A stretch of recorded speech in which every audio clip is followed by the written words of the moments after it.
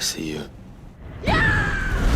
Avatar took a very basic story and adorned it with eye-popping spectacle, in a way that made the film a must-see commodity, and a record-breaking hit in the process.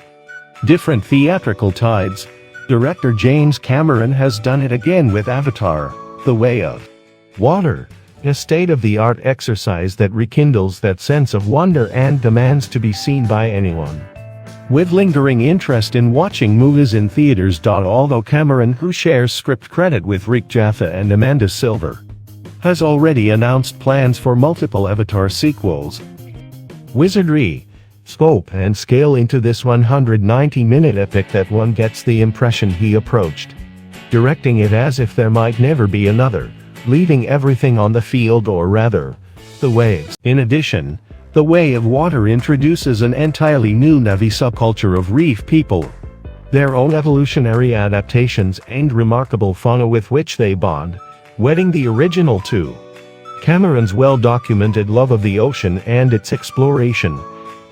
Titanic a quarter-century ago. As with the 2009 movie, the plot to The Way of Water is hardly groundbreaking, but rather a cleverly assembled treatise on the sins of imperialism, an environmental message and, in the main wrinkle, family dynamics.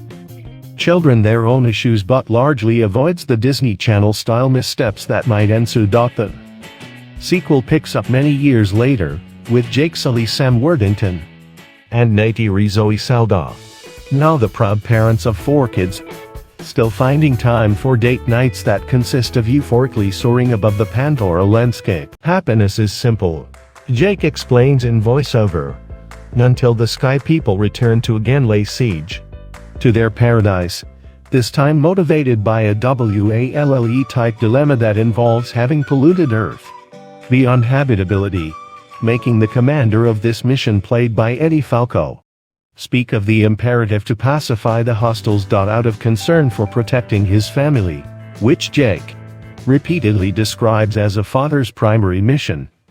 Water Clan, the Metkina, he finds a more receptive greeting from their King Cliff Curtis than their Queen Kate Winslet, in what can be described as a Titanic reunion in more ways than one. Fleeing, of course, will only delay the seemingly inevitable showdown, but it offers a chance to introduce a rich new culture as well as expose both parents and their progeny to the adjustment their new surroundings require. The children, in particular, must grapple with the personalities and pettiness associated with becoming the new kids on the reef. Far from shying away from the minutiae sorted with all that striking 3D images that practically leap off the screen, The Way of Water basks in speed and movement, as if this was all an audition for the inevitable additions to Disney World's theme park attraction. The simplicity of the story provides license to indulge in the dazzling visuals and state-of-the-art performance capture techniques, authentic enough that it almost never feels as if you're watching an animated film. Similarly, Cameron extends sequences for long stretches but seldom produces a dull moment.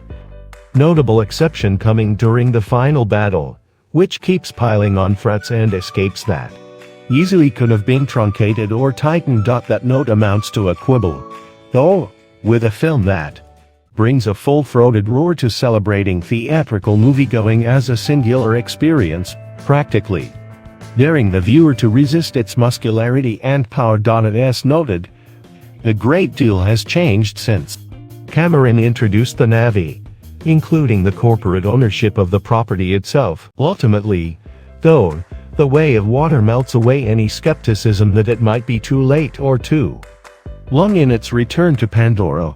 For a franchise that popularized the line "I see you," the director has created a sequel that truly deserves to be seen, not from the comfort of the couch,